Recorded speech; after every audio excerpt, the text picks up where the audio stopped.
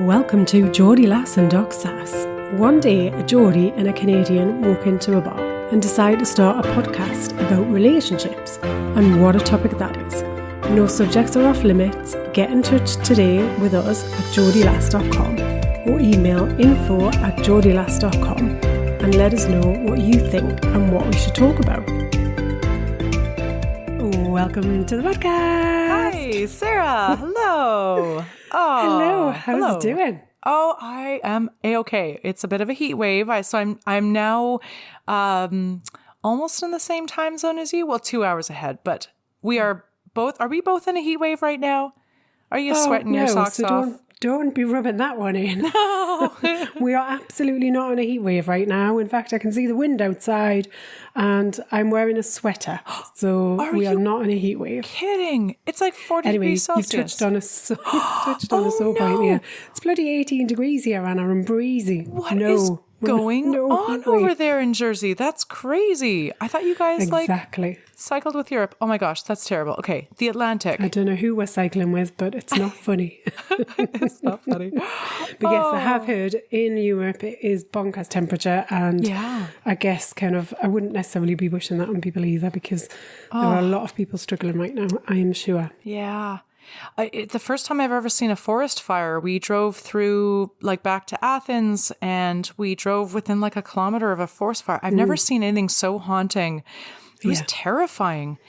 Not because I was scared for my safety. It was just seeing houses within a few hundred meters of this raging fire. And oh my God, just, and thinking about all the firefighters. It's already 40 degrees Celsius, and then there's the heat of the fire, and they're trying their best. I mean, wow, it's just very apocalyptic. Yeah, it's insane right now. Yeah. Well, but okay, so bring us some happy news. What's going on your side of the fence? Oh, well, I'll tell you what I did. So, total break from the weather and the norm, but and I'm slightly late in the proceedings of the season, shall we say, but I finally sorted out my wardrobe, and I actually feel it has made such a difference to getting ready in the morning. I can find things. I'm no longer kind of scrattling about for something that I know is in there somewhere. Everything is organised. Super delighted with myself. Fantastic. Oh my gosh, that's awesome. And cute summer girl dresses kicking off? Well, not quite in this weather, no, but it would be if it was a bit warmer. Oh my gosh. Okay, so but it's nice to feel like you're a bit organised and a bit sorted. It just makes the start of your day so much easier. Oh gosh, you are so right in that. As somebody who's currently living out of suitcases, I can only attest to that, because I'm, my life is now exactly split on two sides of the planet in terms of my stuff. But in some ways that forces you to have a capsule wardrobe, you see. I love that about holidays. So you go and you've got a certain amount of things to wear, and you generally kind of, if you've packed in the right way, which sometimes I get this right, sometimes I don't, then you've got kind of like a bit of a, a finite, well, you've got a finite choice, but you've got lots of kind of mix and match, and I think it's great. I mean, I couldn't live like that forever, but it's nice for a period of time. You are totally right, because this speaks to culling your wardrobe and actually getting rid of the hoarding, because anything that I've chosen for my holiday is stuff that I currently use, and I can project that it's planned out. And you're absolutely right. It's amazing to not have only 10 things that you have in a wardrobe of 150, which means we all need to dump a bunch of shit from our wardrobe. That's so true. I know. Yeah. I know. I haven't quite dumped anything. They're in kind of boxes just in case. But I haven't quite got that far. But I am proud of myself. I'm pleased with myself nonetheless. Good for you. Oh, those You've got to take your wins where you can get them. Listen, there's so few. Take them where they are. Yeah. Absolutely. It's always that dress or that pair of pants. I'm like, oh, if I lose 10, well, I guess we always have that. If I look a little differently, maybe I'll fit back into that. Yep, for sure. We wouldn't be human if we didn't have our aspirational outfits. So, my lady, what's going on at the relationship desk of love? Okay, so I've got a little bit of research this week for you. Ah, very nice. I like a bit of research. Oh, I know, me too. I love it. I always get fascinated by this. Yeah. So one study found that couples that do unhealthy activities together, like lounging and eating junk food, feel closer than those who do healthier activities. Untrue. I've just been having conversations about this. Okay, tell me more. I am in deep contest of these. I've get my boxing gloves. Yes. Oh my days. Oh my God. Tell me. So it says, this is ridiculous. So it says, study results suggested that shared problematic behaviours can foster closeness and satisfaction in the short term, despite the fact that they are maintaining potentially unhealthy behaviours. Still, the study suggests that if we want to change our behaviours, or if doctors or other health professionals want us to encourage to do things, then it's important to consider the broader relational structures such as families and romantic relationships and their roles in our health. Yeah. So I can see why this is true. Why do you think it isn't? I mean, that synopsis of the study said it right there. In the short term, yeah. I mean, honestly, I've been... Yeah, we weren't talking about timescales here. We're just saying, does it make you feel closer or not?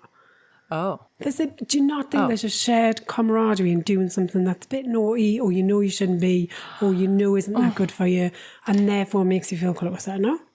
It does, but it's not a good feeling and it's not healthy. I've been there. Like, I did the Netflix and chill thing for a couple of years, and honestly, like... If I may say, yeah, you felt closer, but then you kind of feel icky, like you've eaten a whole bag of jelly beans and you're like, oh man. And then to associate the person next to you who's supposed to be like, you know, encouraging you to do better and strive for more health, that they're kind of sat lumping a log beside you. I obviously have feelings about this. I can tell. I just, in the short term, but it's like the dopamine hit, right? It did my past relationships no favors to be a lump on a log on the couch. Makes me a little angry. Never lies. Yeah. The research never lies, I'm sure of it. Well, okay. So I think I fault the person who's covering this research, because I think it's, a short-term dopamine hit. I feel really great when I eat a liter of ice cream or go and play slot machines. Never seen cocaine, but if I did, that would probably make me feel great too. I kind of feel like a parent being like, if all your friends went and jumped off a cliff, would you jump off too? Oh, I'm feeling right riled up by this one. All right, I'll get off my soapbox. I think this is on terrible. Her high horse it's today. Terrible. Of course, shitty things make you feel good because it's a dopamine hit. But your relationship should make you strive for better. Kick your ass. Get you up to take the run in the morning. Yeah, okay. I'm going to All right. Oh, she's not buying it. I'm not buying it. But okay, but give me the counterpoint. What can you use this nice feeling of closeness for? Give me the upside. Maybe if you're having an argument and you needed to break the ice, maybe that's the thing that is relevant. Yeah, do you know what? There's always a time and place for everything. And maybe you've kind of gone through a particular traumatic time and you just need some kind of chill time. And so you might be doing things that you know are kind of not the healthiest for you in the long term, but you just need a kind of... Every so often, we all just need to climb under the quilt and not come out for a bit. Not come out for a bit. All right. Yeah. Yeah. Or, hey, so if you did do that aspirational thing of going on that long bike ride and then you just want to, veg and eat pizza that night, well, there you go. Yeah. Maybe it's... Which one made you happier? Well, gosh, I mean... And then let us know. Do both. Yes. Do both. Then let us know which one made you feel closer to your partner. All right. Okay. Let's do a second test of the research. Very good. Bring it into our own laboratory of Geordie Lass and Doc Sass. Absolutely. Yeah. All right. I feel like you are definitely hot this week. So I am hopping, yeah. Would you like to switch to a hot topic? Yes, please. Okay.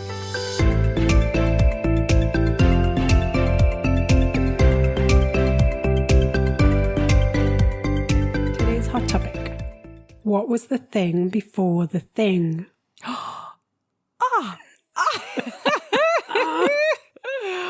Oh my God. I love this. Okay. This is kind of like a Rorschach diagram. Like, what do you see in this question? It's so amazing.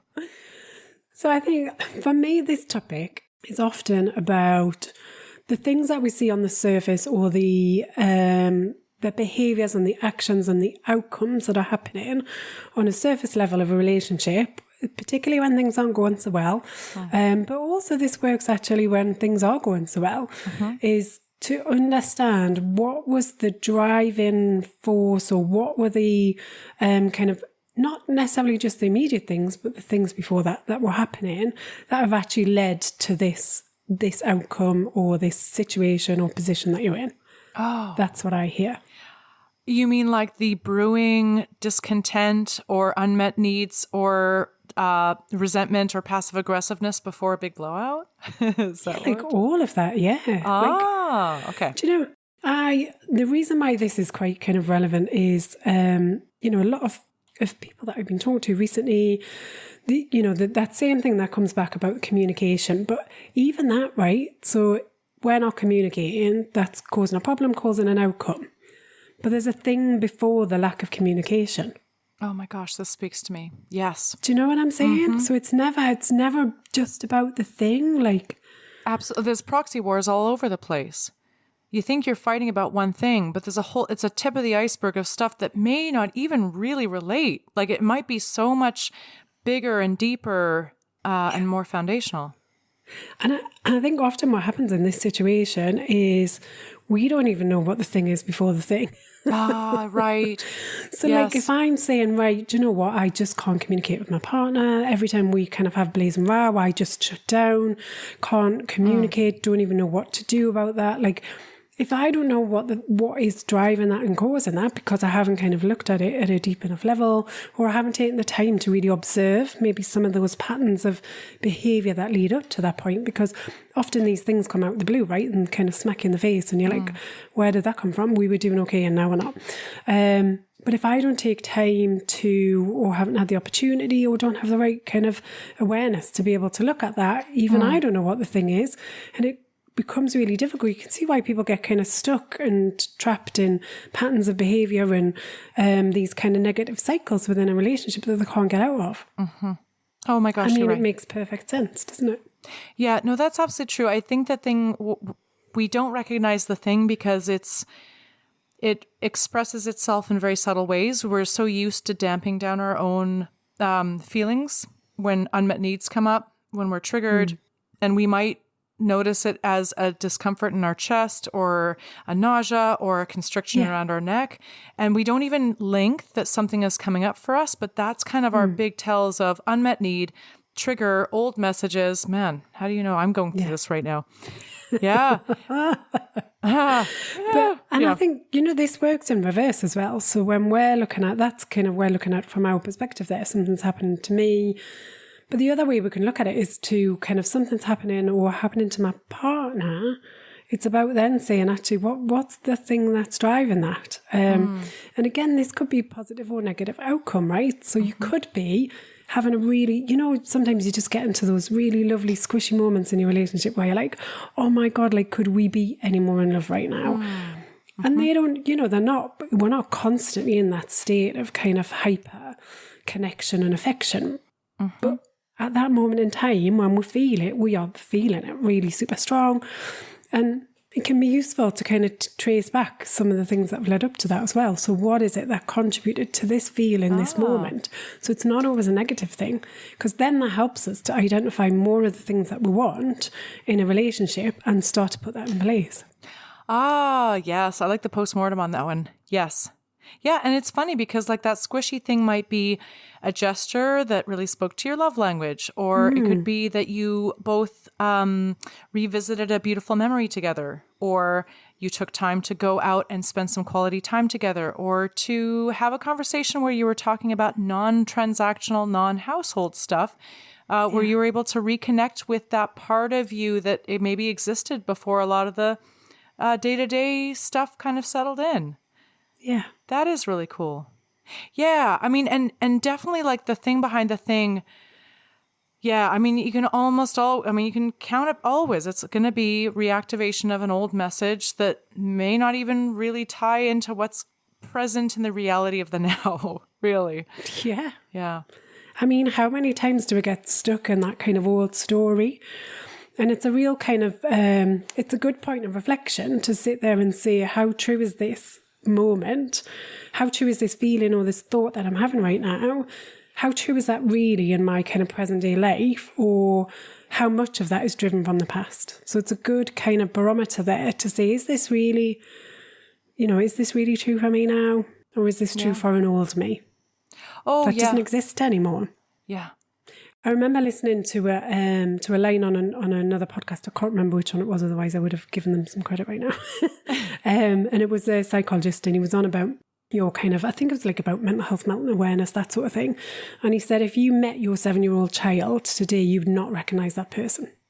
Like, even though we feel like we identify so much with our past and our past self and our kind of childhood, and we can kind of, if you can often, even if you've got quite poor, patchy memory of your kind of childhood, we can still often envisage kind of key stages within our childhood. So we might have kind of pieces of it, even if we haven't got real strong recollection. Mm-hmm. But it's interesting, isn't it, that if you did go back, you would have not a clue who that person is, because you've created this vision, of who you were as a child, and, or kind of in your 20s, or, whatever kind of age you're referring back to, that some of these stronger kind of emotions are being pulled from. You've created this vision of who that person is and how they felt, and the things that mattered, and the things that often you felt were kind of limitations or actually terrified you. And we cling on to that. It's kind of like a little iceberg in the ocean, and we're on that for kind of clinging on for dear life. Oh gosh, I resonate very strongly with that. There are mixed messages. You're right, because a lot of psychologists' work these days is addressing the inner child, identifying with your inner child. So in some senses, because now you're sort of the adult who can effectively take care of the child that you were, that maybe was neglected or didn't have their needs met. But it is very true. But as I sort of I'm swept very vividly into this description that you're giving, and I my immediate response is, yeah, but I shouldn't over-identify with that inner child or who I literally was, because that little kid is mired down with a bunch of messages that do not serve me. This is where I really am exploring myself today. Whereas right now I've been able to move past a lot of the stuff that might have held me back. Yeah. There were benefits to me being that age, and there were drawbacks, and it is not true. A lot of the things that kid faced or was challenged with. Yeah. Yeah. Oh, it is so funny. I guess it's kind of like, those documents on when not if, but when Microsoft Word crashes on you. Yes. And there's just this old version of a document. Is anybody else getting PTSD right now? And there's an old version of a document that comes up from 3 days ago after you've been working on it for 40 hours. And you're like, this old document is not... It might have the same name, but it is not the same version that I was more recently working on. But I can tell you what this says to me. What this says to me as well, though, is I am the type of person that's got a million of things in the do not delete these, just in case I ever might need to go back to them again, because I actually can't remember which version was which. Yeah. So that then links back to this past, right? Where if I'm holding on to a version of me, I'm holding on to it just in case I might need it, because there might be something critical in there that I need to know about. So that's an amazing analogy. It is. Do you need to then get rid of those old versions? Well, it's having the courage, isn't it? It's that courage to kind of say, right, do you know what? I'm wiping the slate clean, and I know whatever I wrote in those documents or whatever I created within me as a person will still be there. If I do need to recover it, I've got that ability to be able to do so if I choose. And the things that you wrote 3 months ago or 2 years ago is probably not reflective of who you are and what you think now. Mm-hmm. If I may say, actually, when you lose a draft again, everyone's like, oh, God, that's a... when you're put in the very hard situation of writing something afresh again, and you grudgingly, at the end of this very arduous task, you actually admit to yourself that second draft where I had to do it on a blank slate, when I had the entire thing written and I had to write it again, the second version was actually better. Yeah, because the learning curve. Don't be afraid to exactly what we're all on. Lose the old drafts. Oh my gosh, you're right. This is really hard, Sarah. I'm really in the thick of this right now, but I'm going to listen to this podcast again and remind myself just like who you are right now. Wipe that slate clean of all the versions and all the shit that you went through in your past versions. That stuff is no longer applicable. Yeah. Because that's the only way that we can start a new relationship and ditch that old baggage from the past. Again, a new person in our life is not going to be the magic bullet that is the workaround to us actually ditching our shit. Like, we have to do the inner work. I am discovering that. There's no workaround. Yeah. I like it. Sometimes the thing is not the thing. It's the thing before the thing. What came before the thing? Yeah. Do some diving. Yeah. It's time to take a look. It's never about the trash not being taken out. Indeed. Yeah. All right. Whew. Okay. Feisty. I think we should probably take a question now. Okay, let's go for it. Okay.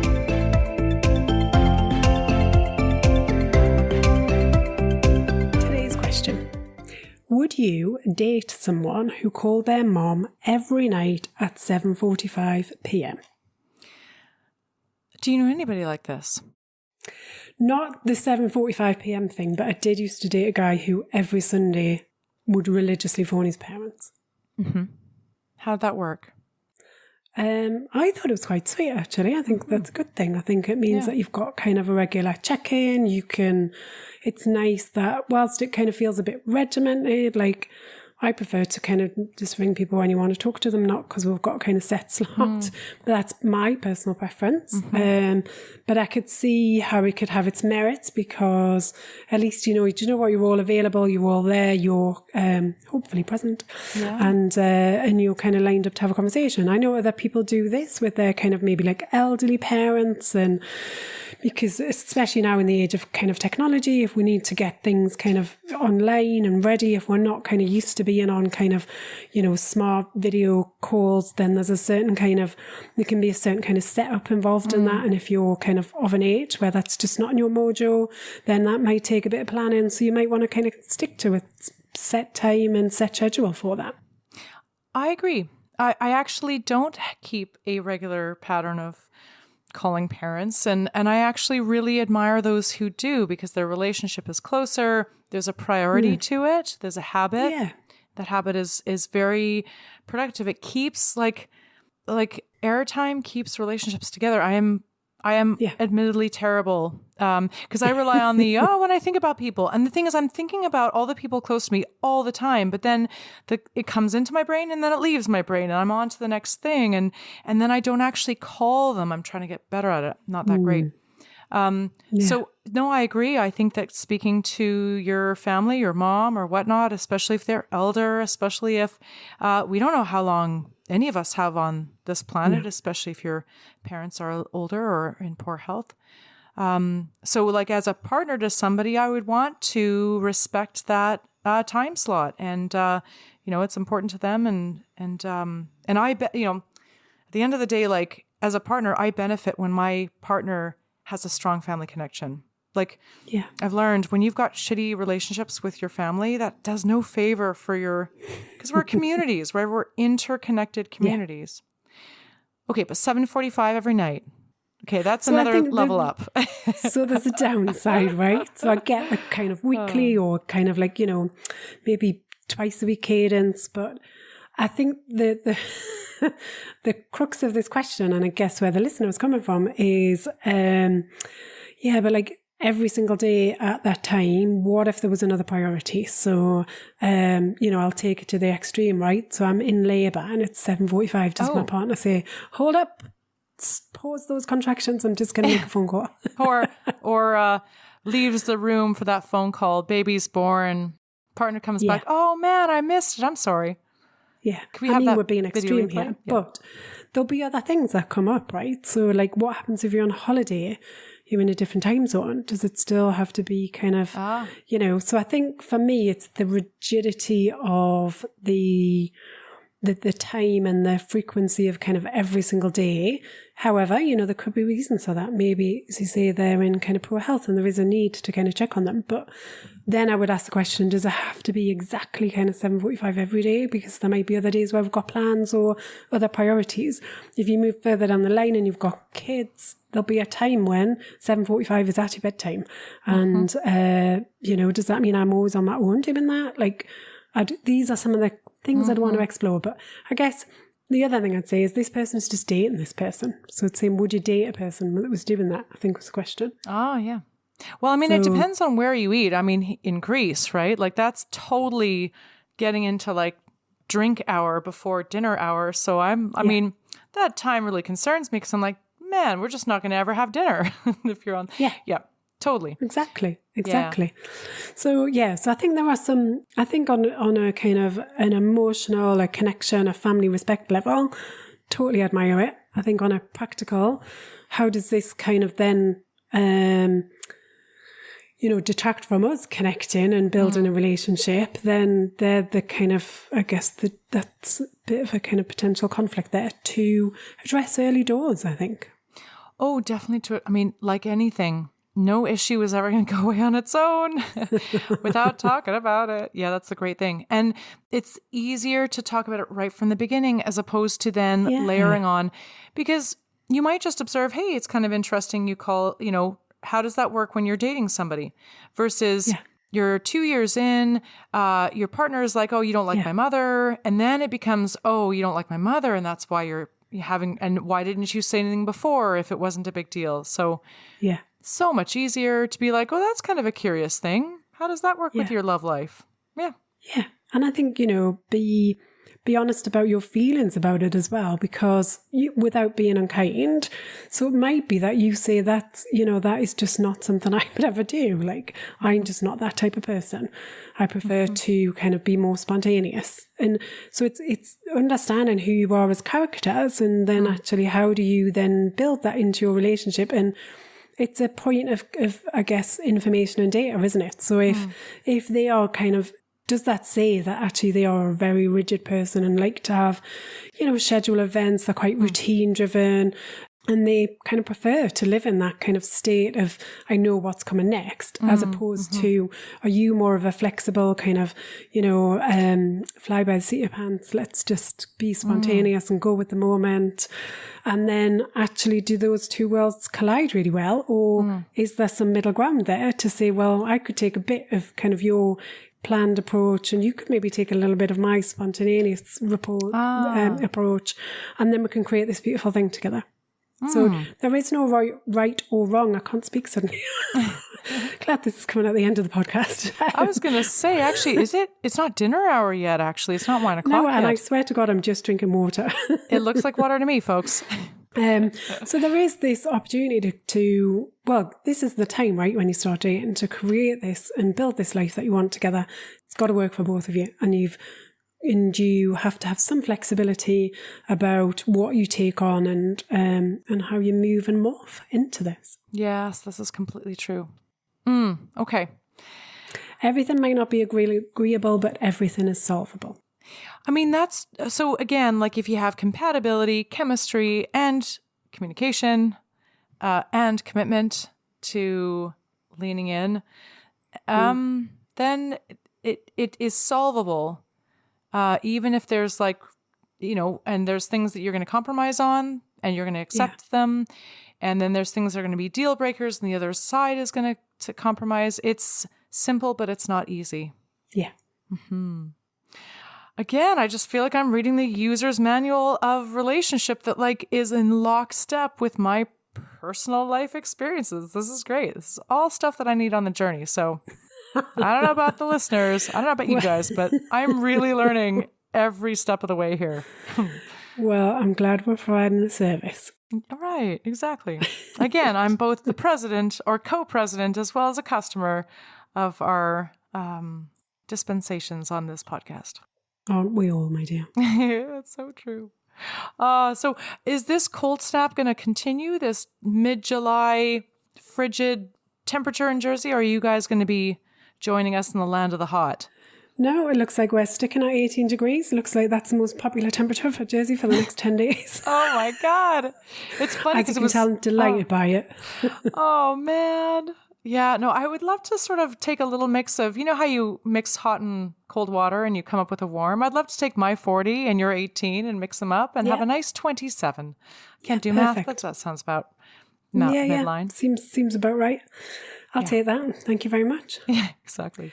I'll leave you to make that happen this week. I'm just sweating my balls off. If I had a set, I'd be sweating them off. Made the mistake to wear jeans last night. And I was like, it's still like a good 32 degrees and I am dying. Jeans. Never a good idea, people. No, I do like it though when you're kind of somewhere in a warmer climate and it feels just really nice and warm in the evenings. That just feels like such a luxury and such a gift. Oh, it is. And for that, tonight, I'm going to wear a frickin' dress.